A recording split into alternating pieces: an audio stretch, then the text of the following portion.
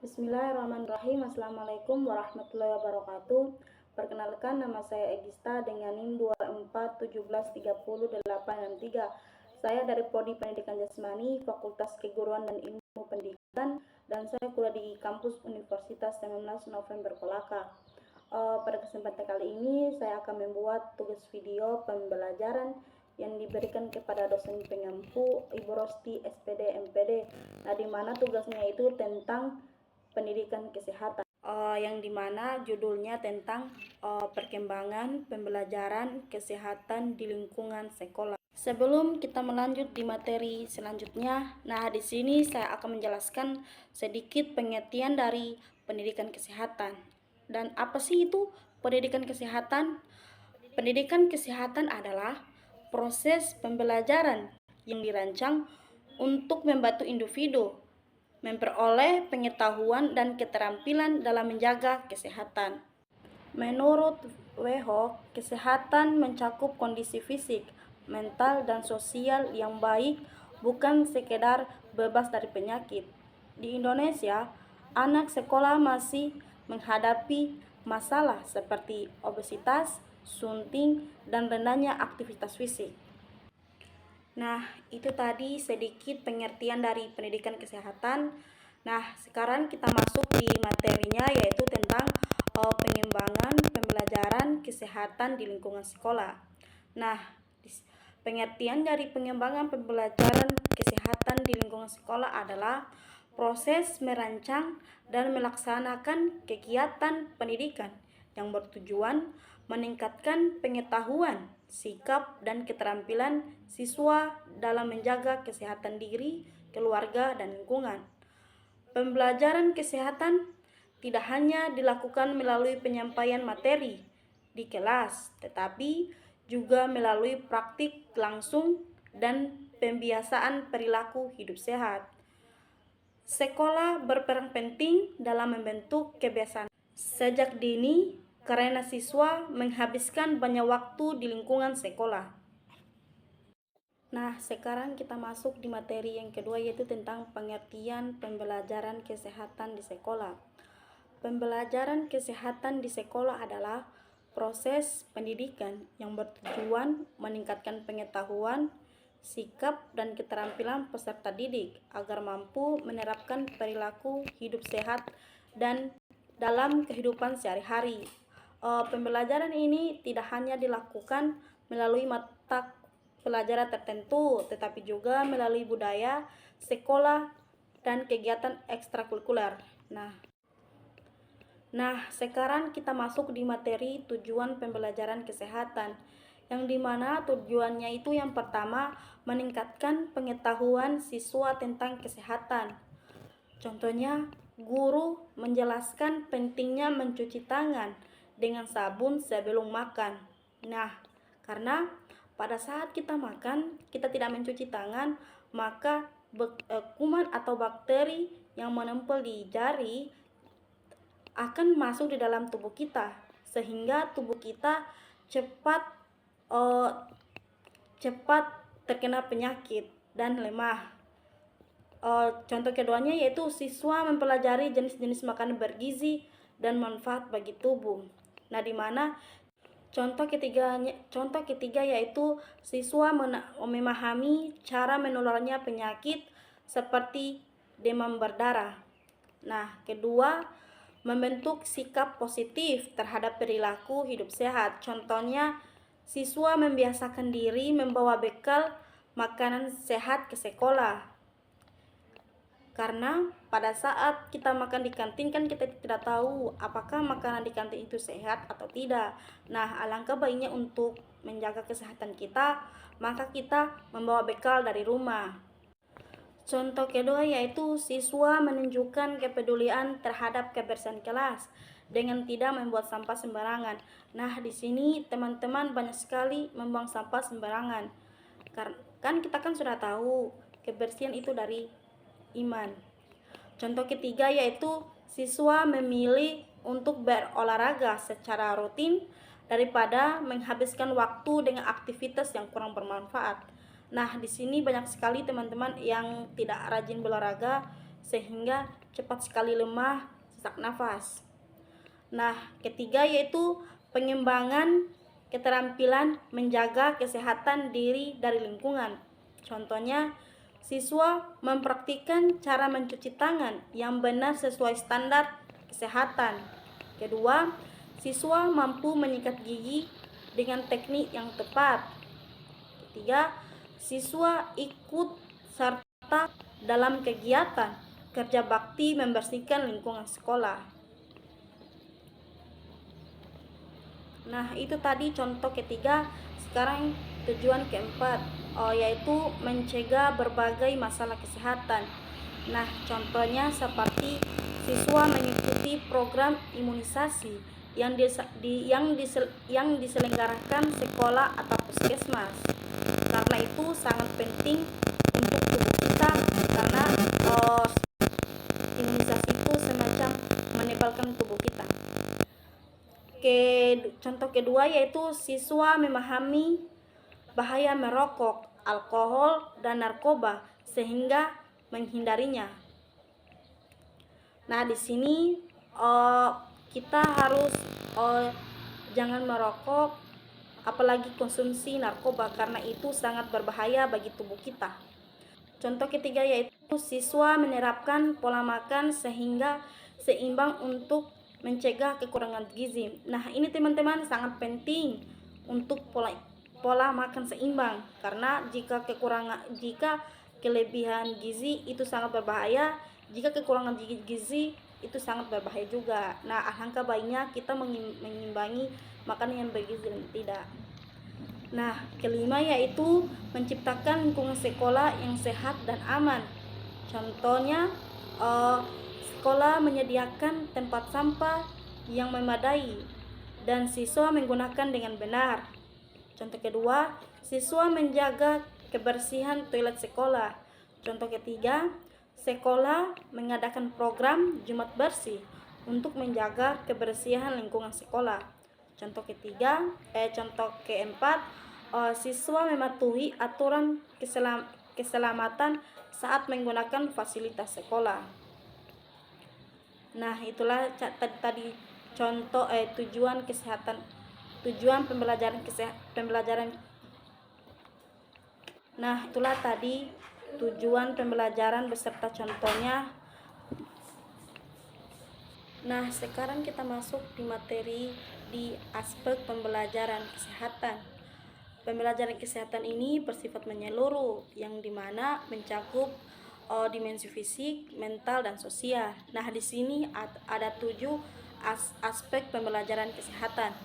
Nah, di sini saya akan menjelaskan Nah, di sini ada 7 aspek pembelajaran kesehatan. Yang pertama, gizi dan nutrisi. Kedua, kesehatan diri. Ketiga, kesehatan mental. Keempat, kesehatan reproduksi. Kelima, pencegahan penyakit. Keenam, lingkungan sehat. Dan ketujuh yaitu P3K. Nah, di sini saya akan menjelaskan serta memberikan contohnya satu persatu.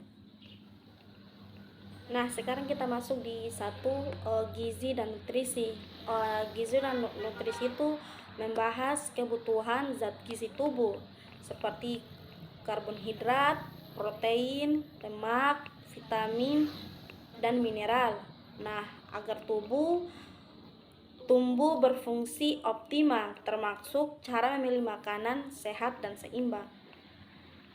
Nah, adapun contohnya yaitu makanan nasi, ayam, sayur, dan buah dalam satu piring seimbang.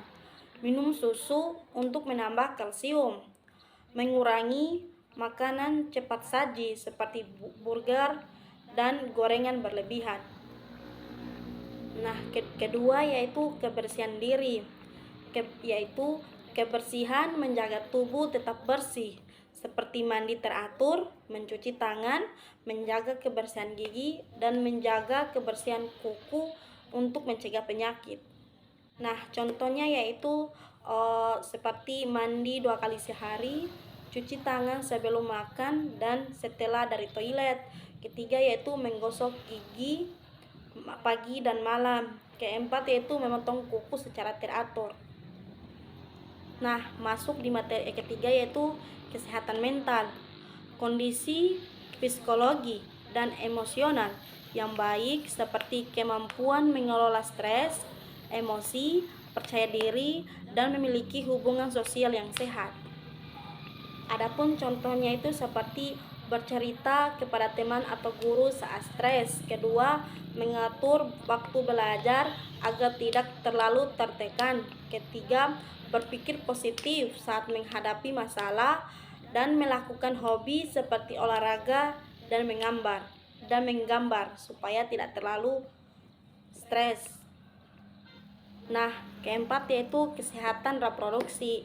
Pemahaman tentang fungsi organ reproduksi, pubertas, perubahan fisik, serta cara menjaga kesehatan dan kebersihan organ reproduksi secara benar dan aman.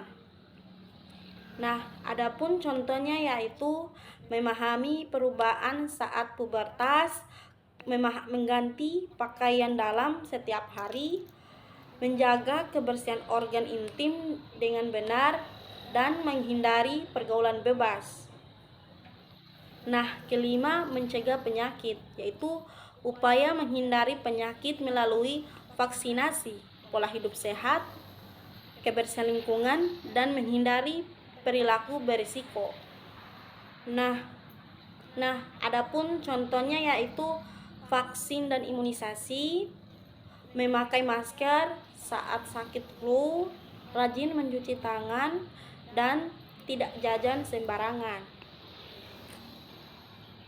Nah, keenam yaitu lingkungan sehat, di mana kondisi lingkungan yang bersih dan aman seperti air bersih, udara bersih, pengelolaan sampah, dan sanitasi yang baik,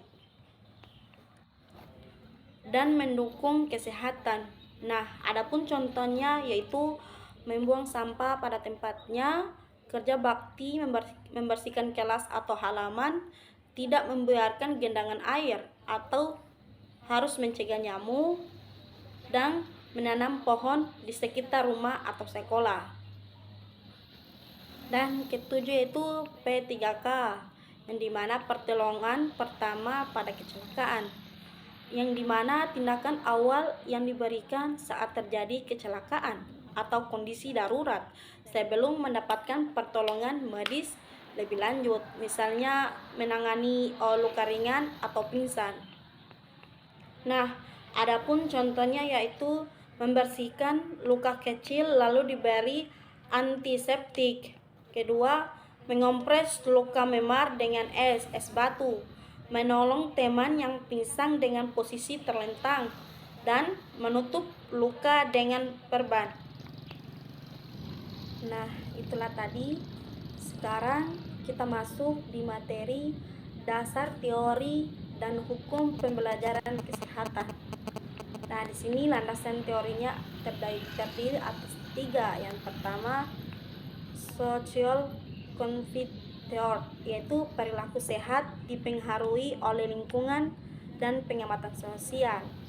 Kedua, yaitu healthy model, yaitu keyakinan individu menentukan tindakan kesehatan. Ketiga, theory of plant behavior, yaitu niat dan normal sosial membentuk perilaku kesehatan. Nah, sekarang dasar hukum. Menurut Undang-Undang Nomor 36 Tahun 2009 tentang Kesehatan menegaskan kesehatan sebagai hak dasar warga negara. Menurut Undang-Undang Nomor 20 Tahun 2003 tentang Sistem Pendidikan Nasional, kesehatan wajib diintegrasikan dalam pembelajaran. Nah, itulah tadi. Sekarang kita masuk di materi selanjutnya, yang dimana materinya yaitu tentang manfaat pembelajaran kesehatan bagi siswa. Nah, manfaat kesehatan bagi siswa yaitu terdiri atas 3. Yang pertama, fisik, mental, dan sosial. Nah, di sini saya akan menjelaskan serta memberikan contoh beserta dampaknya tentang fisik, manfaat sosial. Nah, di sini saya akan menjelaskan manfaat fisik, yaitu pembelajaran kesehatan membantu siswa memahami cara menjaga tubuh tetap sehat dan kuat. Contohnya, siswa belajar pentingnya makanan bergizi, olahraga teratur, dan menjaga kebersihan diri. Adapun dampaknya positifnya yaitu siswa lebih jarang sakit, tubuh lebih bugar, dan daya tahan tubuh meningkat. Kedua yaitu manfaat mental atau psikologis, yang dimana siswa belajar mengelola stres, emosi, dan menjaga kesehatan pikiran. Nah, contohnya seperti siswa diajarkan cara mengatur waktu belajar agar tidak stres, atau teknik sederhananya seperti relaksasi saat menghadapi ujian. Nah, adapun dampak positifnya yaitu siswa lebih tenang, percaya diri, dan mampu menghadapi tekanan belajar. Nah, ketiga yaitu manfaat sosial, yaitu pembelajaran kesehatan juga membentuk perilaku sosial yang baik dalam pergaulan. Nah, di mana contohnya yaitu siswa diajarkan pentingnya tidak merokok, tidak melakukan perundungan atau bullying, serta menjaga kebersihan lingkungan bersama. Nah, adapun dampak positifnya yaitu siswa lebih mudah bekerja sama, menghadapi orang lain, dan menciptakan lingkungan sekolah yang nyaman. Nah, di sini adapun kesimpulannya dari tiga yaitu fisik, mental, sosial, yaitu adapun kesimpulannya yaitu pembelajaran kesehatan tidak hanya membuat siswa sehat secara fisik, tetapi juga membantu mereka lebih stabil secara mental dan mampu berinteraksi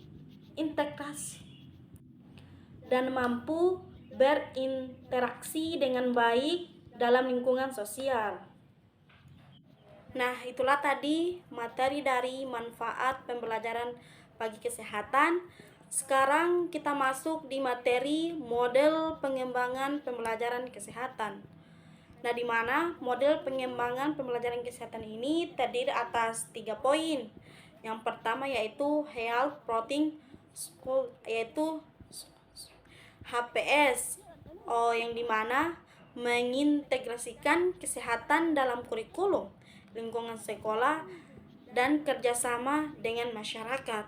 Kedua yaitu Perfect, yaitu model perencanaan program kesehatan berbasis analisis mendalam dan evaluasi yang sistematis. Nah, ketiga yaitu Life Skill Education, yang dimana menekankan keterampilan hidup seperti berpikir kritis, komunikasi, dan mengelola stres. Nah, model-model ini membantu pembelajaran menjadi lebih terarah dan efektif dalam membentuk perilaku hidup sehat. Nah, itulah tadi materi model pengembangan pembelajaran kesehatan. Sekarang kita masuk di strategi pembelajaran dan implementasi di Indonesia. Nah, di sini terbagi atas 2. Yang pertama strategi aktif dan implementasi di sekolah. Nah, strategi aktif itu terdiri atas 4 poin. Yang pertama peer education, kedua role play, ketiga yaitu problem based learning, dan keempat yaitu teknologi digital. Sedangkan implementasi di sekolah. Nah, sekarang di sini saya akan menjelaskan strategi aktif yang keempat tadi. Yang pertama yaitu peer education, yang dimana artinya itu pendidikan sebaya. Peer education adalah strategi pembelajaran di mana siswa belajar dari teman sebayanya. Siswa yang lebih paham berperan sebagai tutor bagi sekolah. Siswa dilatih menjadi per-education tentang bahaya narkoba atau kesehatan reproduksi. Nah, sekarang kita kedua yaitu role play atau bermain peran. Nah, di mana di sini role play yaitu metode pembelajaran dengan cara siswa memerankan suatu situasi atau tokoh untuk memahami konsep tertentu. Nah, di mana di sini seperti membentuk pembelajaran lebih hidup, melatih empati dan keterampilan sosial, dan cocok untuk pembelajaran yang bersifat sosial atau komunikasi. Nah, contohnya di sini yaitu siswa menerapkan proses sidang BPU PKI atau peristiwa proklamasi kemerdekaan. Dan juga contohnya di sini seperti bahasa Indonesia, simulasi wawancara antara wartawan dan narasumber. Dan di sini atau contohnya itu PPKN role play yaitu musyawarah desa untuk mengambilkan keputusan bersama. Nah, ketiga yaitu problem based learning. Problem based learning adalah metode pembelajaran berbasis masalah nyata yang harus diselesaikan siswa melalui diskusi dan penelitian. Ciri-ciri utamanya yaitu seperti berawal dari masalah nyata, siswa mencari solusi, serta mandiri atau kelompok, dan guru sebagai fasilitator. Nah, contohnya di sini yaitu IPA, di kelas IPA. Mengapa sungai di sekitar sekolah tercemar? Siswa meneliti penyebab dan membuat solusi. Nah, sedangkan contoh keduanya itu mata pelajaran ekonomi. Kasus bagaimana mengelola usaha kecil di lingkungan rumah agar untung. Nah, dan juga contoh mata pelajaran geografi yaitu masalah banjir di kota besar dan cara penangguhannya secara bagaimana. Nah, keempat yaitu pembelajaran berbasis teknologi digital. Nah, di mana yaitu pemanfaat teknologi seperti aplikasi, internet, dan platform digital dalam proses pembelajaran. Bentuknya seperti video pembelajaran, aplikasi kuis interaktif. Contohnya yaitu guru menggunakan Google Classroom untuk mengumpulkan tugas. Dan contoh kecilnya juga seperti video pembelajaran di YouTube digunakan sebelum kelas dimulai. Dan di sekolah di daerah tertentu menggunakan platform Merdeka Mengajar dari Kemdikbud. Nah, itulah tadi materi yang saya jelaskan dari awal sampai akhir. Adapun kata-kata yang salah atau bicara yang salah, saya minta maaf. Saya tutup dengan ucapan wassalamualaikum warahmatullahi wabarakatuh.